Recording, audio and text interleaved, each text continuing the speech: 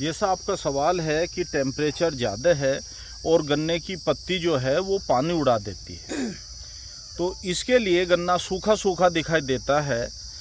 उसका कोई बीमारी नहीं है। ज़्यादा कि यूरिया का स्प्रे करा उसने गन्ने पे और गन्ना पूरा का पूरा सूख गया, तो ऐसा होना संभव है? नहीं जी, बिल्कुल भी ऐसा नहीं है। दो बातें हो। राम राम भाई, किसान महकमा यूट्यूब चैनल फेसबुक पेज पर आपका स्वागत है। तो आज की जो वीडियो है वो इस विषय पे है, जैसे कि ओवर टेम्परेचर चल रहा है। किसान भाई जो है अपने खेत में देख रहे होंगे गन्ने की जो पत्ती है वे भी जल रही हैं। तो इस दौरान में किसान भाई ये सोचे हैं कि इन उर्वरक, इन खाद, इन फर्टिलाइजर या जो है कीटनाशक या फंगीसाइड का या कुछ और भी ग्रोथ प्रमोटर, मतलब एक तरीके से माइक्रो फूड वगैरह नहीं, इनका प्रयोग करो। तो आज सामने कुशलवीर सिंह जी है, उनसे ये पूछेंगे कि इस दौरान में अगर किसान भाई जैसे यूरिया, डीएपी या कुछ भी यूज करे हैं तो क्या वो सही है या गलत है? किस तरीके के खरपतवार का प्रयोग करना चाहिए इस दौरान में या नहीं करना चाहिए? राम राम जी। नमस्कार जी सभी श्रोताओं को। मैं Kushalveer, senior cane development manager, Simbhaoli sugars limited, Simbhaoli ji. जैसा आपका सवाल है कि टेम्परेचर ज़्यादा है और गन्ने की पत्ती जो है वो पानी उड़ा देती है, तो इसके लिए गन्ना सूखा सूखा दिखाई देता है। उसका कोई बीमारी नहीं है, ज़्यादा टेम्परेचर की वजह से ऐसा होता है। और इस टाइम पे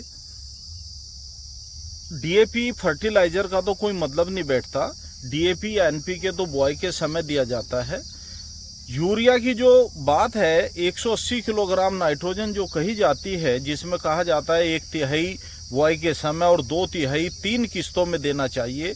तो 2/3 नाइट्रोजन की जो 3 इंस्टॉलमेंट है, उसमें एक इंस्टॉलमेंट को खेत में जब नमी हो दे सकते हैं। यूरिया से कोई ज़्यादा दुष्प्रभाव फसल पे नहीं पड़ेगा, कोई कुप्रभाव नहीं पड़ेगा। लेकिन जहाँ तक बात है, हमें हाई टेम्परेचर पे अपनी फसल बचानी है। इसके लिए सबसे जीवनदायी फसल के लिए जो पोषक तत्व है वो है पोटास। पोटास का चाहे आप स्प्रे कर दीजिए, और 05234 या 0050 जो है एनपीके, उसका आप 2 किलो प्रति एकड़ की दर से गन्ने में स्प्रे करेंगे तो गन्ने में सूखे को सहन करने की और गर्मी को सहन करने की शक्ति बढ़ेगी और आपकी फसल जो ये हाई टेम्परेचर है इससे बचकर निकल जाएगी। खासकर 238 वैरायटी में इस तरह की समस्या दिखाई दे रही है। और 10 दिन जमीन की जो टेक्सचर स्ट्रक्चर है या जमीन के अनुसार आप सिंचाई का जो अंतराल है वो मेंटेन रखें। 10 दिन के, लगभग 10 दिन के अंतराल पर गन्ने में हर जमीन में पानी लग जाना चाहिए, जो स्थिति अब चल रही है। यदि बीच में कोई बारिश नहीं होती तो 10 दिन के अंतराल पर गन्ने में सिंचाई हो जानी चाहिए। और जो भी उर्वरक आप प्रयोग करें नमी में करें। कभी भी कुछ किसान क्या करते हैं कि शाम को 12 चलाएंगे, दिन में 10 बजे बिखेरिया है, पूरी दोपहर यूरिया पड़ा हुआ खेत में ऊपर को उतरगी, उसमें यूरिया का भी नुकसान होता है और फसल को भी नुकसान होता है। ऐसी गलती ना करें। जब पहले खेत में पानी लगाए और जैसा ये खेत है, जैसी इसमें नमी दिखाई दे रही है, एक बार हाथ से थोड़ी सी मिट्टी उठाना इसकी, जो इस तरह की मिट्टी है इसे कहते हैं पैर चिपकना, या इसका लड्डू बनाओ, एक बार लड्डू बनाओ जो, और ये अपनी ऊंचाई से उसी खेत में डाल दो। हाँ, लड्डू फूटे ना। तो इस तरह का नमी जो होती है वो फर्टिलाइजर डालने के लिए सबसे उपयुक्त मानी जाती है। सूखे में लगा के पानी लगाना, उससे लीच भी होता है, एवोपरेशन भी होता है। तो नमी में ही आप उर्वरक को प्रयोग करें।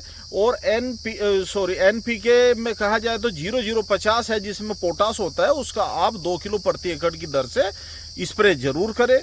साथ ही साथ आजकल गन्ने में जो ब्रॉड लीव्स है, चाहे वो 238 है, चाहे वो 118 वैरायटी है, एक समस्या दिखाई दे रही है पोखा बोइंग की। ये पोखा बोइंग रोग के लक्षण है। जैसे मोस्ट हॉट जो टेम्परेचर होता है, जब वो आर्द्रता भी ज्यादा होती है और टेम्परेचर भी ज्यादा होता है, यानी जब छाया में भी किसान आदमी को पसीना आया रहता है, ऐसे मौसम में ये बीमारी ज्यादा पनपती है। इसमें क्या होता है कि पहले पत्ती में सिकुड़न आती है, झिर्री आती है, हल्का पीला पड़ जाता है, पत्ती गल के टूट जाती है और गन्ना नुकीला भाले नुमा हो जाता है।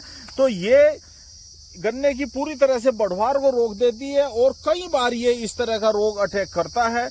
तो इस रोग के रोकथाम के लिए किसान भाई 500 ग्राम कॉपर ऑक्सीक्लोराइड को 200 लीटर पानी में घोल बना के प्रति एकड़ की दर से स्प्रे करे, या इसके अलावा कोनिका जिसमें COC 45% और कासुगामाइसिन बैक्टीरियोसाइड है 5%, उसका आप प्रयोग 250 ग्राम दवाई को 200 लीटर पानी में घोल करके जरूर प्रयोग करें। साथ ही साथ एक समस्या कहीं कहीं पे और दिखाई दे रही है, गन्ने में रूट बोरर का प्रकोप दिखाई दे रहा है। पिछले सालों में रूट बोरर की समस्या बहुत ज्यादा रही है, कहीं कहीं खेतों में पेड़ी का फुटाव भी बहुत अच्छा नहीं आया है रूट बोरर की वजह से। रूट बोरर का प्रकोप इस क्षेत्र में ही नहीं, अलग अलग नील क्षेत्रों में कई जगह पे इसका बहुत ज्यादा प्रकोप चल रहा है। तो रूट बोरर के कंट्रोल के लिए 500 मिलीलीटर बाइफेंथ्रिन जो FMC ब्रांड टाली स्टार है, आप उसका जमीन रेत में मिला के खेत में बखेर के पानी लगा दे, या क्या नाम मुहाले पर सिंचाई के साइम बूंद बूंद टपका के भी प्रयोग कर सकते हैं, ताकि आपकी फसल कीड़े और बीमारियों से सुरक्षित रहे। धन्यवाद। एक सवाल है जी, सवाल क्या है, फेसबुक पे हमने एक वो देखा फोटो, उसमें लिखा हुआ है कि यूरिया का स्प्रे करा उसने गन्ने पे और गन्ना पूरा का पूरा सूख गया, तो ऐसा होना संभव है? नहीं जी, बिल्कुल भी ऐसा नहीं है। दो बातें हो सकती है इसमें। एक तो आजकल किसान भाई वीडीसाइड या हर्बिसाइड ज्यादा यूज कर रहे हैं, और कहीं कहीं पे नालियों में, चकरोड में, रास्तों में ग्लाइफोसेट जिसे आप राउंड अप भी कहते हैं या मेरा 71 भी कहते हैं, उसका प्रयोग करते हैं, और वो टंकी पूरी तरह से साफ नहीं हुई। यदि आप हर्बिसाइड का स्प्रे करते हैं तो टंकी को आप पानी भर के 2 बार टंकी को पानी भर के और उसे खाली कर देना चाहिए ऐसी जगह पे, चकरोड पे या रास्ते पे जहाँ पे आपकी फसल ना हो। एक तो कारण ये हो सकता है कि हर्बिसाइड का स्प्रे किया हो और उसमें हो। दूसरे, यूरिया की सांद्रता ज्यादा हो गई है। 2% यूरिया का घोल रिकमेंड माना जाता है, यानी 100 लीटर पानी में 2 किलो यूरिया का प्रयोग करे, और खेत में नमी के टाइम करे, और शाम के टाइम करे तो ज्यादा बेहतर है। लेकिन दोपहर में भी 2% यूरिया का आप घोल करते हैं, स्प्रे करते हैं, तो गन्ना जलने की कोई संभावनाएं नहीं है। ठीक है जी। राम राम जी। राम राम। अपना एक परिचय करवाओ जी। देवेंद्र सिंह, ग्राम फुलडेरा, पोस्ट सिंबावली, जिला हापुड़। जैसे कुशलवीर सिंह जी जानकारी दे रहे हैं, हालांकि हमने टॉपिक तो खाली एक ही रखा है, हाँ जी, हाँ जी। कि जो है पत्ते जल रहे हैं, तो इन्होंने कई उसके बारे में जानकारी दे, तो कुछ गलत तो ना लगा जी? नहीं, पत्ते जलने का तो ठीक बताया इन्होंने, टेम्परेचर की कारण भी है। दूसरे, हमारा जो हम केयर उसकी उतनी तरीके से नहीं कर पा रहा किसान, या तो पानी की दिक्कत भी होती है कई बार जी। कई बार कुछ रोग ऐसे हैं कि सूखे की वजह से रोग भी ज़्यादा उस पर अटैक करते हैं। ठीक है जी। इन्होंने सही जानकारी दी है इस बारे में। ठीक है जी, ठीक है। राम राम जी। राम राम। अपना परिचय करवाओ जी। मेरा नाम जितेंद्र है जी, गांव फुलडेरा, सिंबावली में गन्ना जाता है, गन्ने का ही किसान हूँ मैं जी। और जो इस बार टेम्परेचर की वजह से गन्ने में काफ़ी नुकसान है।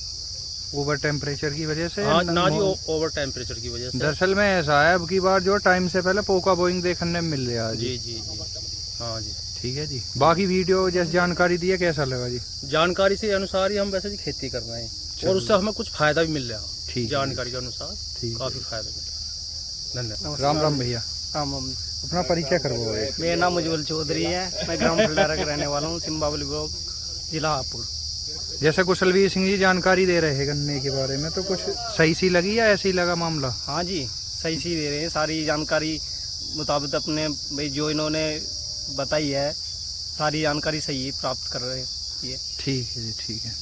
तो भैया आज की जो है वीडियो है ये गांव फुलडेरा के अंदर ही, और इस वीडियो ने करने का कारण क्या है कि ओवर टेम्परेचर जब हो गया तो किसान उस टाइम जो है ये सोचा है कि पत्ती ना सूखनी चाहिए, लेकिन किसी किसी गन्ने का ये जो है एक मतलब गुण हो गया है कि पानी रोका जावे किसी भी तरीके से जो है उसका। ठीक है जी। बाकी पूरी जानकारी दी गई है वीडियो के अंदर। अगर किसी किसान भाई ने कोई समस्या हो तो वीडियो में कमेंट कर दिए। और राम राम भैया।